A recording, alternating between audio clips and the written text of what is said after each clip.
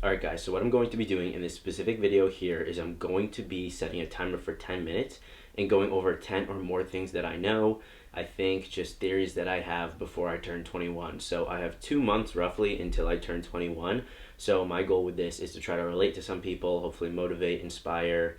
I'm going to try to be super articulate with this kind of theme here. I have some bullet points here that I made that I'll allow myself to kind of reference, but I'm going to tell some stories, just try to be relatable and try to go over some things. And my hope is that for myself someday, maybe when I turn 30 or, even 22, I can look back on this list and see if I was going in the right trajectory, try to kind of measure my experiences so far in life using this video, and also try to be relatable enough to people that they can realize that they're not alone, and that, hopefully if I have anything that resonates with certain people, they can take from that too. So I'm going to start the timer and just get right into it. So 10 minutes started. And so the first thing is, for me personally, is it really is never enough. And that's actually okay. I've learned to use that actually as a thing that is very good. Initially, for a long time, I thought that that was something that was just different about me, that was really weird, that, kind of like needed to be beaten out of me by people, always telling me to stop and calm down and take a break and do all these sorts of things. And, I actually did realize that that's not a strength if I allow people to, take it out of me. It's something that's just internally inside of me, always that desire for more, wanting more, and actually using that to drive me forward with things like, business, personal goals, for example, things within the gym. I've been told many times, like, you're in good shape, you can stop. I don't understand why you're so consumed with health and that type of stuff. And it's partially down to my own experiences, but also just something inside me like actually has fun and enjoys the process. And as I've actually really learned to enjoy the journey, instead of just always getting from destination to destination, I've found a lot more success when I've been able to just enjoy the journey, the ups and the downs. So the next thing, and that was about a minute. So the next thing is be a sponge. So being a sponge has always served me extremely well. And what I mean by that is just listening very well, but not just listening where it's almost like you're, all right, like I need to take notes on what this person says, but just like internally certain things click. You hear things from people, or you hear stories, or they're willing to share experiences with you, and you're like, okay, like that's something that for some reason is just going to kind of cling with me. A really good example of this is when I was working as an in-person personal trainer. I met a guy, his name's Paul. Paul, if you're watching this, you've changed my life so much. But I met Paul, and he was talking to me about one of his cars that he got. It was a nicer car, newer Tesla, and I was interested.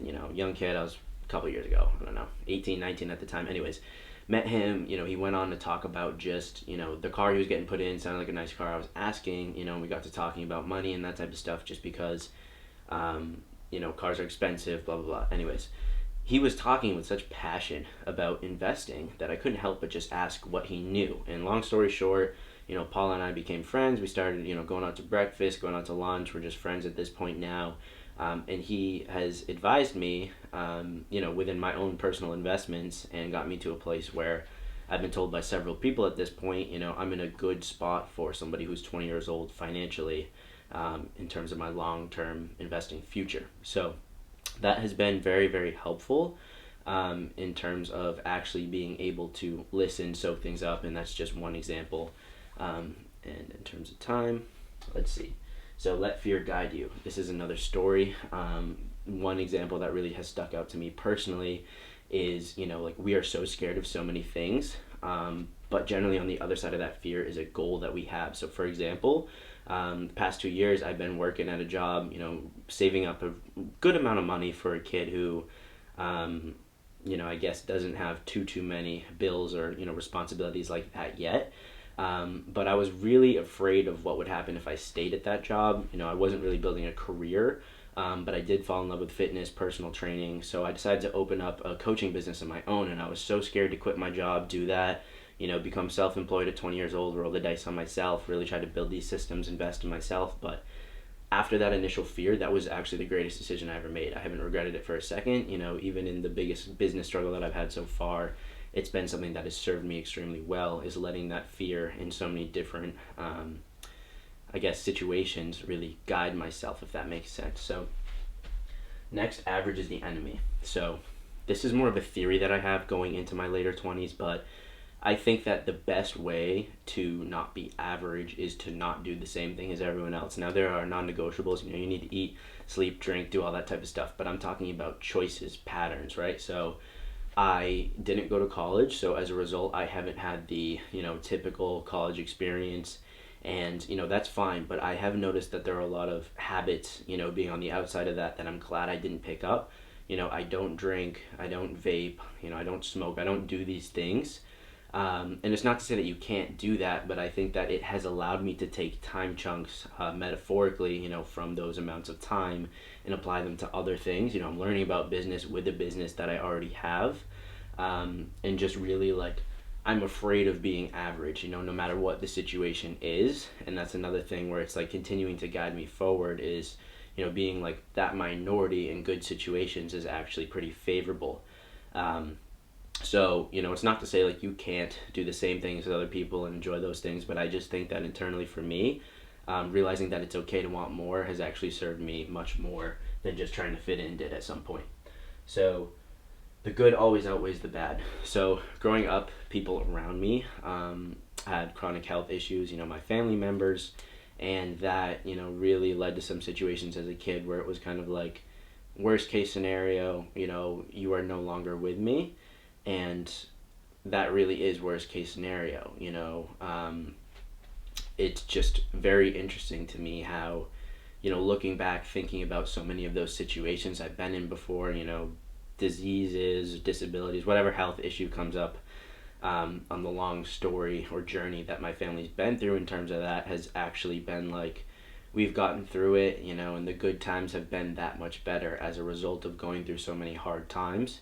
And really in any situation, even just for myself personally, when things get really bad, we all have bad days, bad times. It's really when something good happens, it means that much more. And I think that that's a feeling that I'll continue to chase because this is another thing I'd like to add. For so long I tried to wish away my challenges, and that was the wrong method of thinking. Instead, now I'm focused on making my challenges more favorable. Because we always will have challenges. That's I guess an extreme example would be somebody who's extremely wealthy complaining about their money, right? I can't relate to that. Those things are very difficult to relate to, but it's still a problem.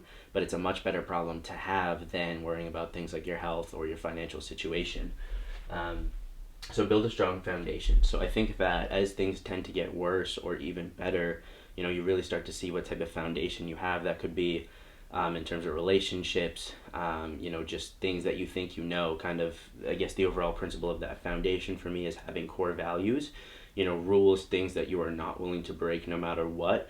And that actually reminds me of this. So this is something going into my 20s that I'm very, very big on being articulate on, exploring is, thinking about all the men in my life, the strong men, my father, my grandfather, all those types of things. They are men who have values that if I had to describe them in a couple words, my dad's hardworking, he's smart, my grandfather was hardworking, intelligent, kind, all these types of things, I get to decide what I'm described like someday, and hopefully, my adjectives are as favorable as theirs were.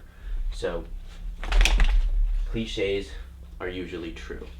So, I think a lot of the time, consistency is key, that type of stuff, those are all things that actually are true.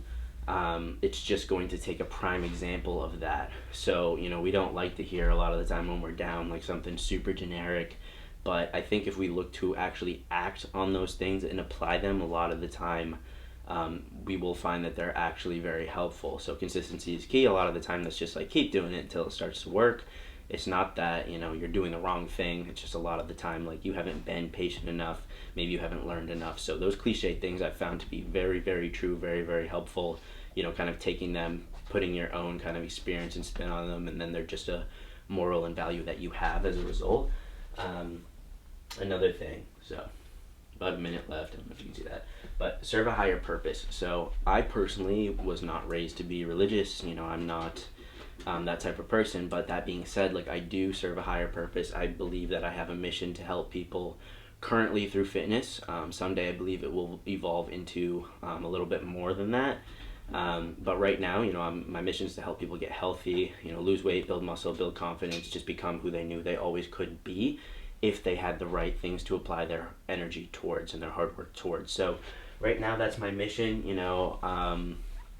Like I said, I'm not extremely religious, but I do still, speak to people who are no longer in my life. My grandfather passed away when I was 14, 15-ish. I wake up every morning, say good morning. So I wake up every morning, say good morning, and that type of stuff. And, being grateful. So being grateful for everything you have is super duper important. When you put it out there, it tends to come back to you. Not always, don't expect it to, but it can.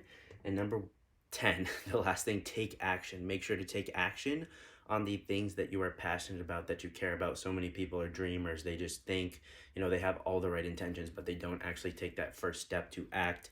Even if that path is lonely, you have to be brave enough to walk it when it is presented to you.